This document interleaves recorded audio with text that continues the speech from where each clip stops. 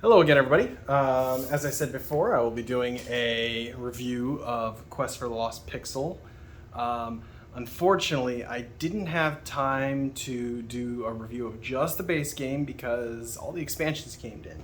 So, yeah, without further ado, we will be doing an opening, and I'll show you how I store it, and then I'll kind of go over a little bit of the mechanics and tell you what I think of the game.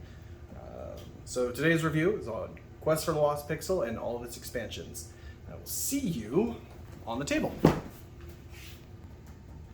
All right, and we're back. So, like I said, Quest for the Lost Pixel will be the game for today, and this is going to get shaky, so I apologize. So, we'll open it up. Now, because this is the full game, we get a couple extra bits. We have our rule book, which is, honestly, it's very small, light, real easy to go through. It's a pretty intense. It looks like it's a lot more intense than it actually is, but it's a very informative rule book, and this is what comes in the base game.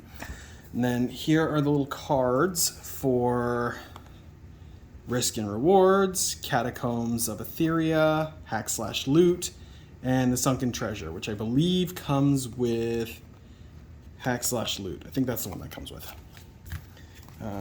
Get a dice bag. This is with Sunken Treasures. And then here is how I stored the entire game. So initially, all you get is 10 floors worth of monsters and treasure. Then you get your hero cards, your event cards, your your artifact cards, and then I think, is there anything else with that? And then the card for the Lost Pixel itself. And then in one of the expansions, which I think is Catacombs of Etheria, that's where you get your tokens. So prior to this, what I was using is I just took some wooden discs from Michael's and just penned in everything on it. So having the pieces are a lot nicer, and I want to say they might be MDF. Like, I think they're actually wood, which is awesome. So if you do end up getting everything, you get health tokens. These are tokens to show that you've completed something on the dungeon tile, like say you opened a treasure box or triggered an event. These are for your side quests. A whole heap of experience tokens. And these are the Sunken Treasure tokens. These are your water tokens. These are for the catacombs. This right here is a save icon, and I don't remember what these are for. I think they're for blocking off the for the cheat chests. Let me see here. I'll look into that one in a bit, but I'm pretty sure that's for the cheat chests. I haven't gone through it. I haven't gone through any of the expansion content yet. They just came in a couple days ago. Oh yeah, and you get your gem cards. My apologies. And some small fish, your potions, time cards, heroes and some stands. We'll talk about that later because these are cool and all, but there's something you can substitute with that. Your dice in the base game, you get full set of polyhedrals. In the Risk and Rewards, you get these 3 extra dice here. They're for unlocking the cheat chests. A whole smattering of dungeon tiles. So these are the ones that are all randomized. And these ones are the specialized one, like the starting room, exit, the Lost Pixel, the portal, so on and so forth.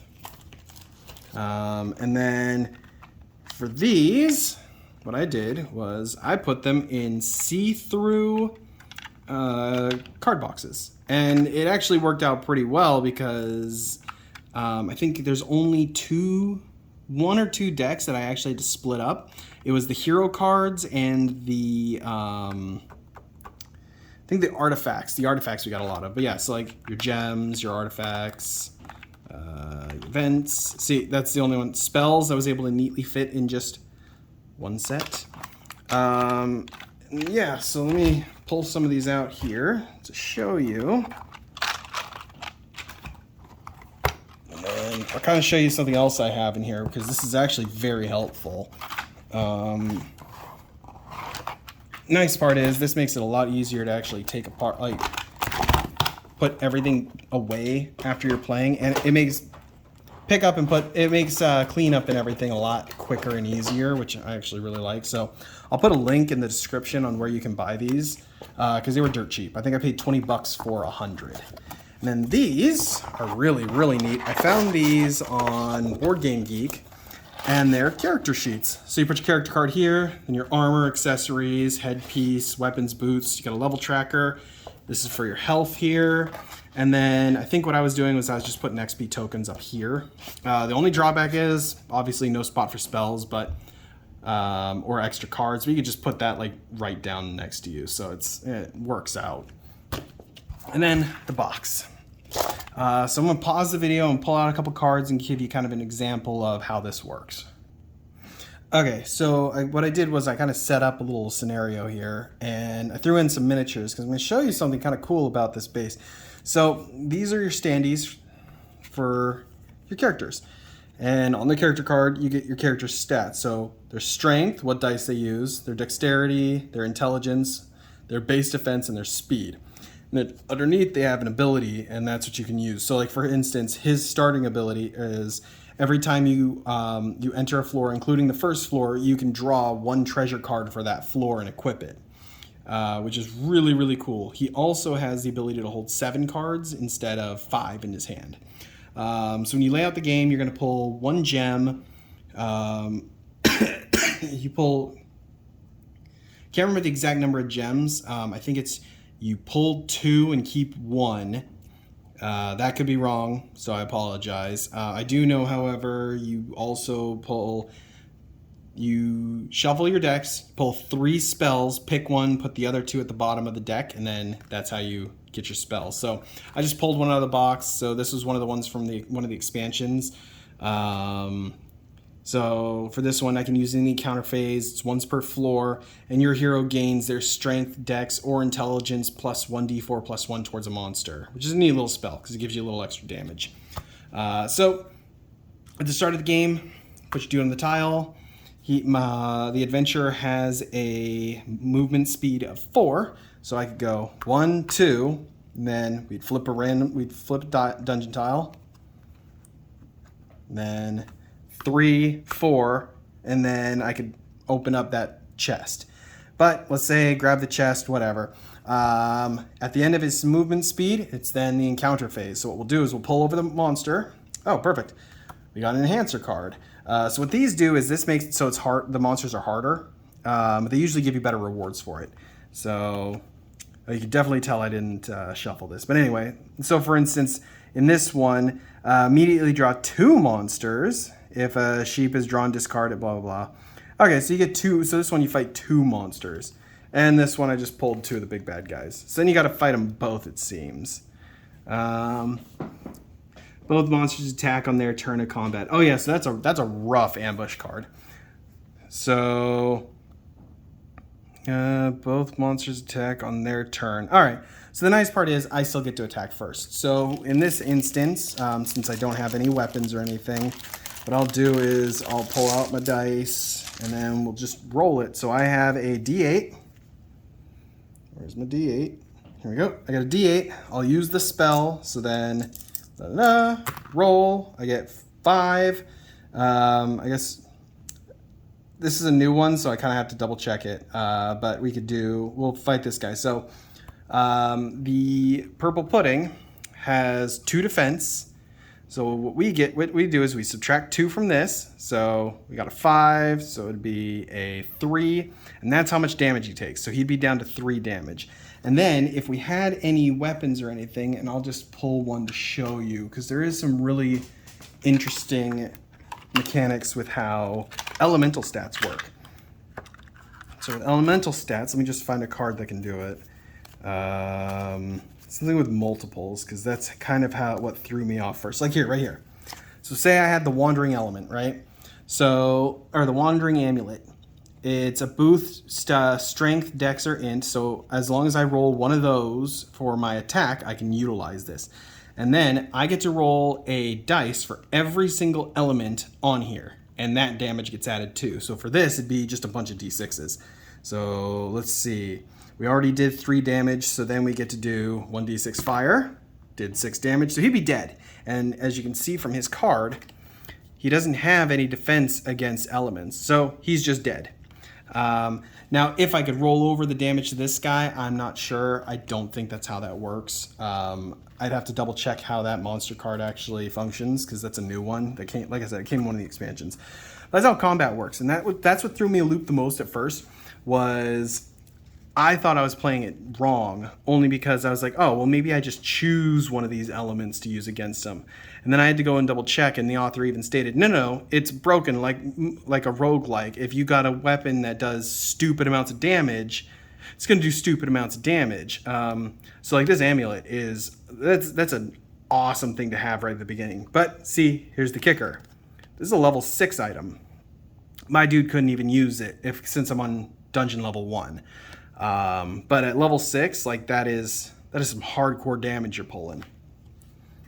But that's kind of like a basic overview of the game. Like I said, it's incredibly simple, and I don't mean that in a bad way. I mean that in the best of ways, because I absolutely love this game. This is my favorite board game.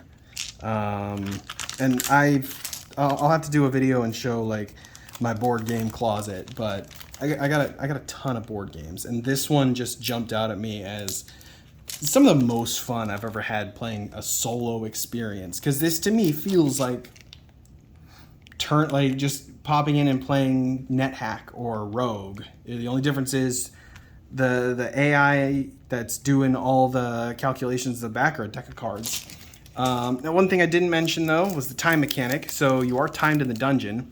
For a solo play game. This may have changed in one of the new rules, but in the base game, you get 10, and then at the start of your turn, you flip one. Once it hits 10, you lose. Be it the dungeon collapses in on itself and goes into the void or whatever, right? So the goal is to get down to the bottom, grab the lost pixel, jump through the portal, and you win.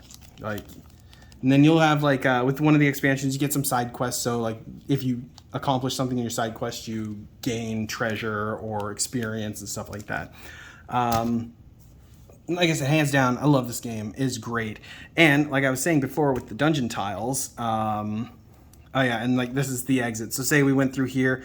I know these ones, the voids, they subtract a time card every time you pass through them. So if I jump through here, I lose a time card.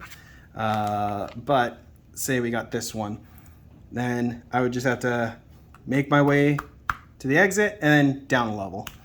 Let me put some of these cards away. Those will definitely need a shuffle by the time I play, because there's some gnarly stuff right at the front there.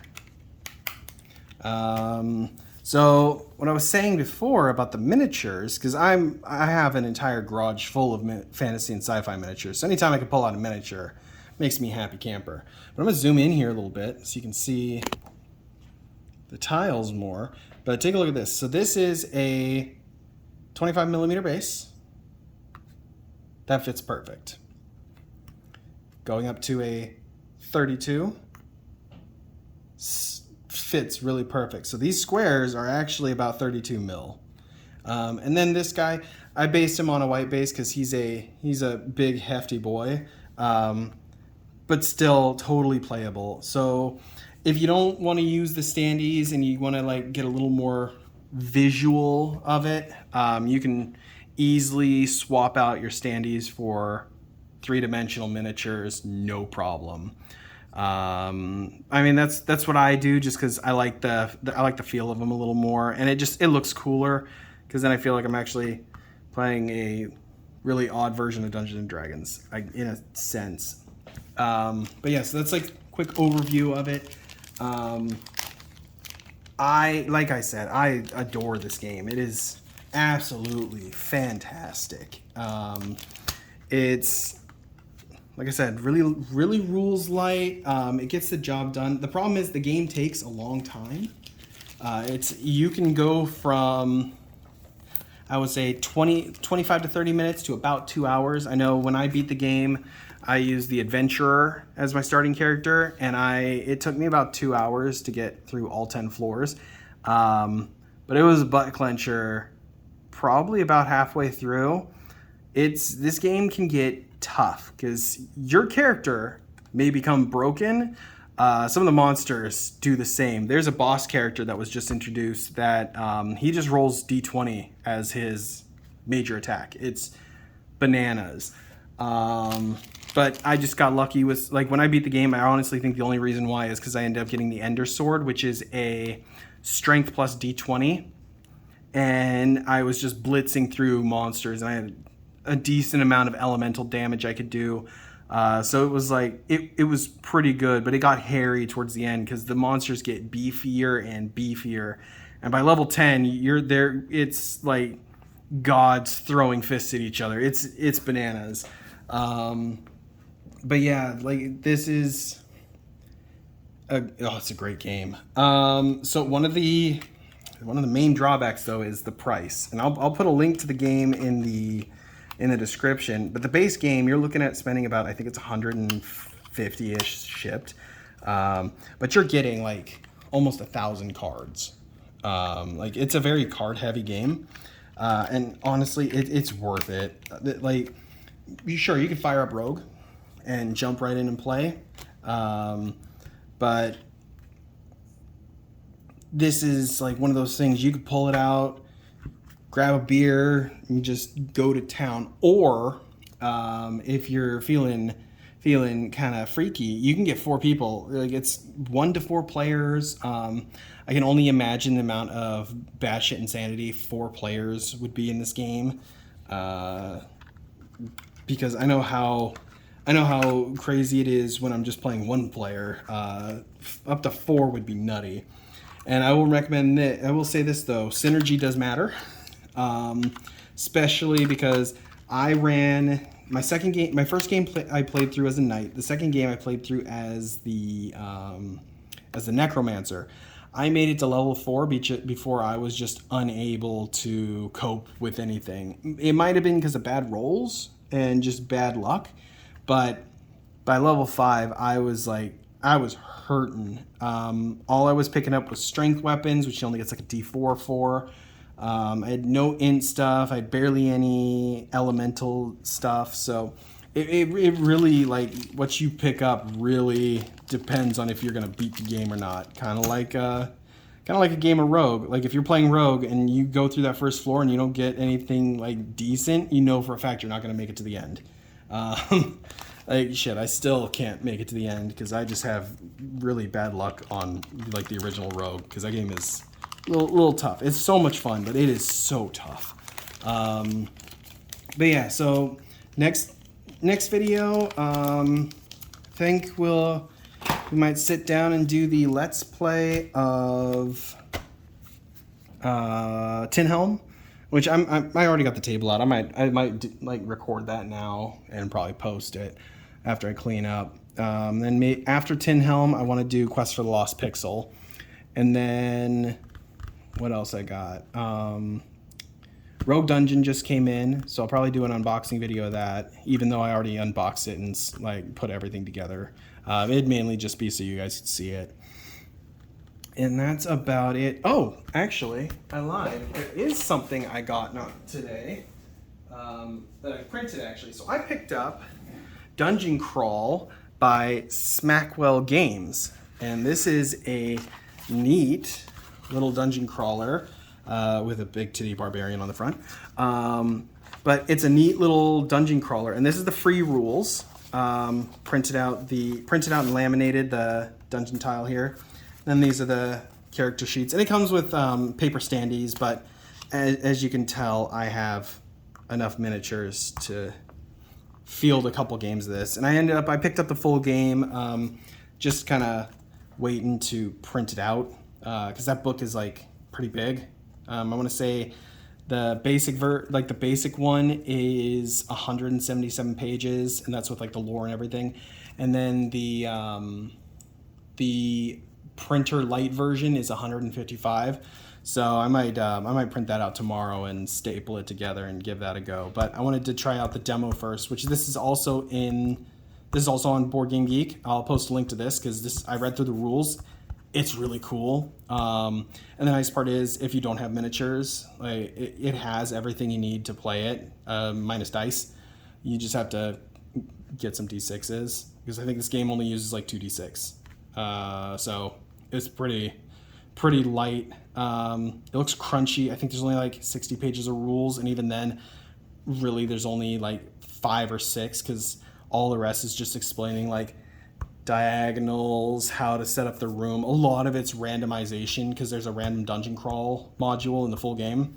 So for the demo, it's literally just you start here and you got to end here and fight everything in between. And there's traps and like secrets and stuff. It's really neat. I'm gonna give it a playthrough, and then if anybody wants to see it, because I know I haven't seen a single playthrough of this. I've seen one dude do a playthrough of this game using a really, really nice Hearst Art 3D dungeon. But I don't know. I might do a Let's Play of it, at least the demo. I'm also thinking about making dungeon tiles for it because the tiles aren't that bad. There's like 20 of them, and then a bunch of like field tiles, which I could print out because that's not a problem. So I may do that. It depends because I resaw Wylock's videos on making dungeon tiles, and I'm kind of itching to do some crafting. So that's what's on the docket as I ramble on.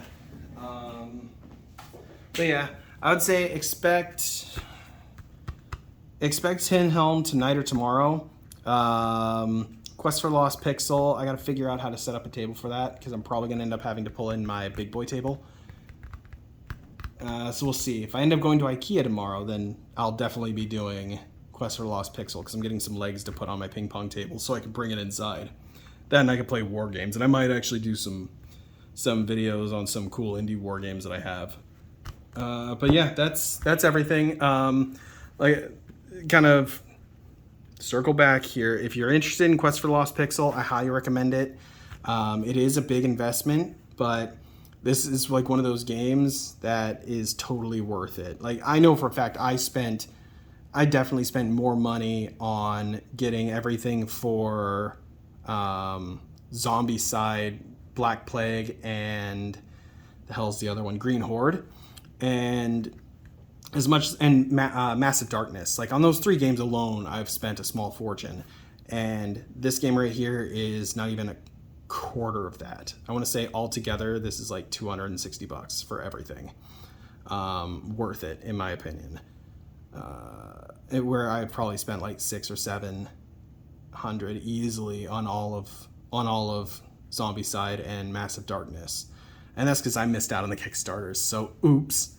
But yeah, so that's my video. That's what I say. Like I said, links in the description for everything that you see here, except for the miniatures, because I don't know where this dude's from. I know where this guy is and this guy is, but this guy I'm still trying to hunt down who made him because he's a really cool barbarian.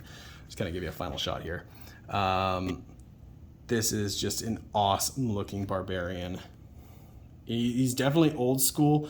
I was thinking it was Raul Panthra, but when I was looking through all of their barbarian miniatures, I could not find this sculpt. And it might be just me, but this head sculpt looks very similar to some of the old Citadel miniatures. So I'm trying to get my hands on an older Citadel catalog to see if they had these barbarians.